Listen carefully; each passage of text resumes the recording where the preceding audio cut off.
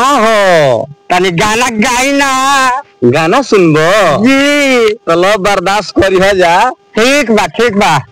अरे थाकी गई कोई क्यों कराई के दवाई, थाकी गई कोई क्यों कराई के दवाई, तो गरम दिया भाई गरम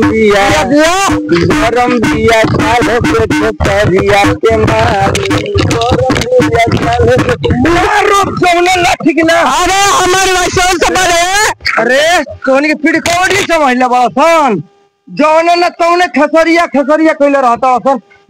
अरे ऐसा तू सुन हां हमार काहे लेकइले लासवान से और आई बहने नहीं लाइसेंस कैसे मत आराम पिछवाड़ा में कार में आई बसन और परमिट हम निकाल देबो वही ने।